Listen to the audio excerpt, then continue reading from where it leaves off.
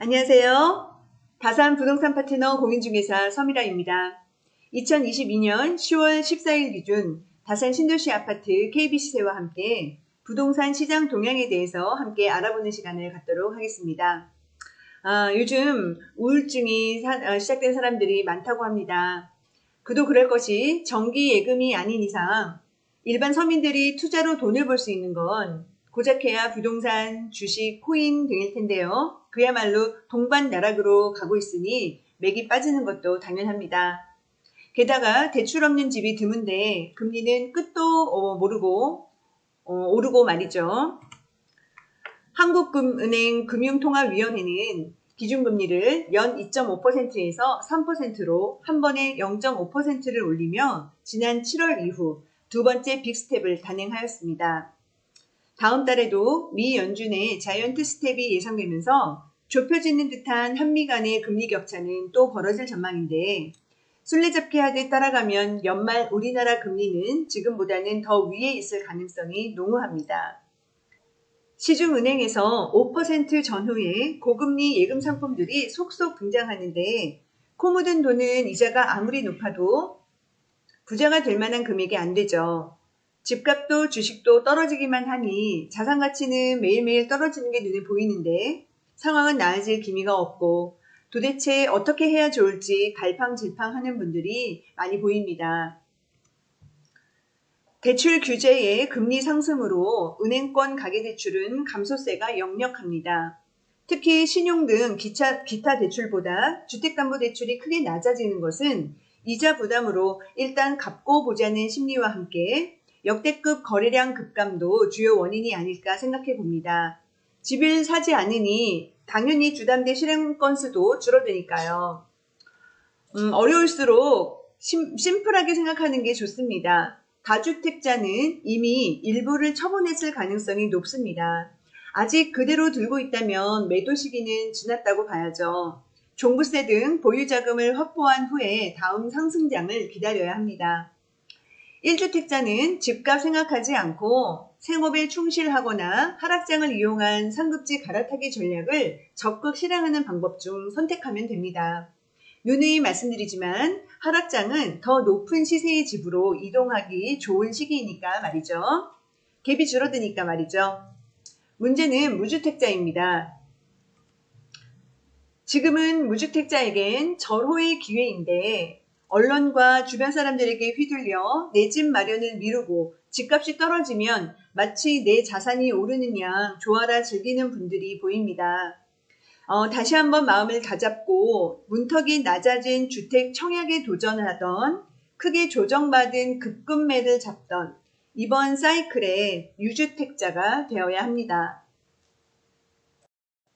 물론 겁이 나겠죠. 지난주에 이어 이번 주에도 주간 최대 낙폭 기록을 갈아치웠거든요. 아파트 매매가 변동률 추이 차트가 무슨 주식 그래프를 보는 것 같습니다. 지속적인 부동산 하락세가 이어지니 매수할 마음이 싹 가시는 것도 이해는 갑니다. 그런데 말입니다. 이 하락장의 거래 절벽에도 누군가는 매수를 하고 있습니다. 이번 주 다산 신도시 아파트 KB시세는 총 6개의 단지가 하락한 가운데 여전히 조정이 지속되고 있습니다만 분명히 거래는 늘어나고 있는 게 현장에서 느껴집니다. 이번 주 다산 신도시 아파트 KB시세 표를 먼저 보시죠.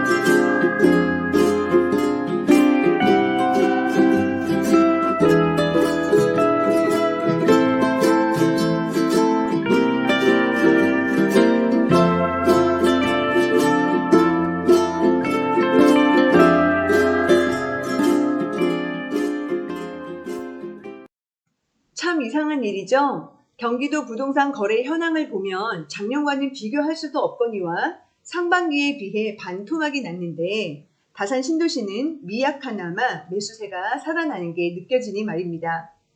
물론 좋은 가격은 절대 아닙니다. 그야말로 급급매, 개인적인 사정으로 단지 최고가 대비 30% 가까이 떨어진 물건들을 누군가는 줍고 있다는 것입니다.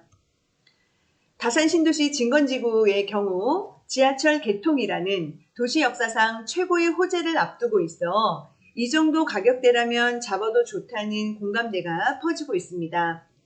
향후 드라마틱한 반등이 나올지 추가 하락이 진행될지는 아무도 모릅니다. 그래도 신도시 생활이 만족도가 크고 대중교통의 혁명적인 개선이 가시화되면서 과감히 매수에 나서는 경우가 늘어나는 것은 분명합니다. 현장에서 직간접적으로 파악한 상황으로 급급매 물건은 시장에서 사라지는 중입니다. 새로운 물건이 빈자리를 채우는 것이 2022년 10월의 형국인데요. 공급은 무한하지 않습니다. 다산 신도시의 경우 일반 아파트의 분양은 모두 끝난 상태로 새로 들어올 자리는 진건지구 최북단밖에 없는데요. 뉴스테이의 임대가 확정되었습니다.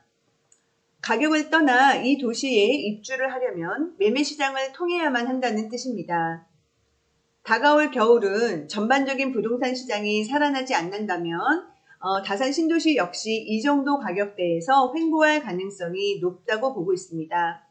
상승 시기는 내년 하반기로 예상합니다.